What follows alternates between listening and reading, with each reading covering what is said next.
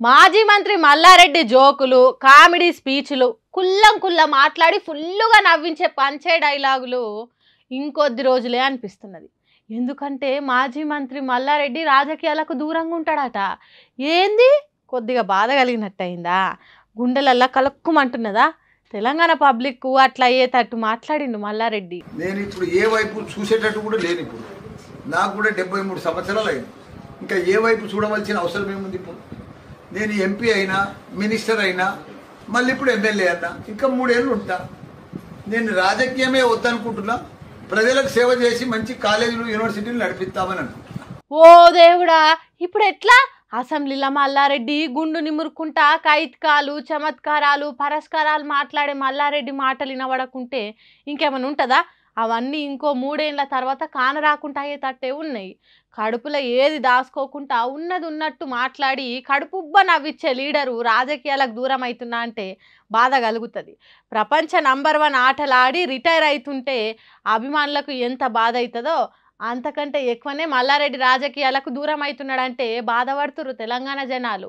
తన మాటలతోని రాజకీయాలకు వన్నె తెచ్చిన మల్లారెడ్డి మళ్ళా అసెంబ్లీ పార్లమెంట్లా కనబడతలేరనే వార్తలు బాగా వచ్చినాయి. అదే ముచ్చట మీద మీడియా మల్లారెడ్డిని మళ్ళొకసారి అడిగితే ఏమంటున్నాడు ఈనుండ్రి. రాజకీయాలకు దూరం అన్నారు కదా సార్, వారసత్వం ఏమైనా కొనసాగిస్తారా? దూరం ఏమి నేను అనలేదయా. నిన్న వాళ్ళు ఏదో రాంగ్ తోటి మెసేజ్ తోటి స్పీడ్ లో పోయింది. కానీ రాజకీయంలో రిటైర్మెంట్ ఉండదు.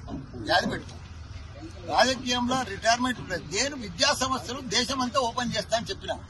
రాజకీయంలోకి నువ్వు ఒక ఆయన అడిగిండు, విలేకరు తమ్ముడు అడిగింది ఏంటంటే, నువ్వు బీజేపీలో పోతావా, తెలుగుదేశంలో పోతావా అని అడిగితే, నేను ఏ దేశంలో పోను, ఏ పార్టీలో పోను, నేను ఇంకా నాకు 3 ఏళ్ళు ఉంది, 73 సంవత్సరాలు ఉంది అని చెప్పిన. జపాన్ లో రిటైర్మెంట్ లేదు, నాకు కూడా రిటైర్మెంట్ లేదు. ఇగో గిందుకే కదా గీ నవ్వులు ఉండయానే కదా మల్లారెడ్డి రాజకీయాలకు రిటైర్మెంట్ అవుతాడు అనే వార్తని తెలంగాణ జనాలు బాధపడ్డది. మరి ఎందుకు అట్లా అన్నాడు అంటే ఏదో రాంగు తోటి మెసేజ్ తోటి స్పీడ్కి వెళ్ళిపోయిందట. రాజకీయంలో రిటైర్మెంట్ ఉండదు. వీల్ చైర్లో కూర్చొని కూడా పరిపాలన చేసిండ్రు, అది యాది పెట్టుకో అన్నట్టు విలేకరికే చెప్తున్నాడు. జపాన్ దేశంలో రిటైర్మెంట్ లేదు. మొన్ననే జపాన్ దేశానికి పోయొచ్చిన కాబట్టి నాకు కూడా రిటైర్మెంట్ లేదని అందరినీ నవ్వించిండు మల్లారెడ్డి. ఇగో గిట్లా నవ్వించి జనం ఆరోగ్యంగా ఉండే తానికైనా మల్లారెడ్డి రాజకీయాలకు దూరం కావద్దని కోరుకుందాం.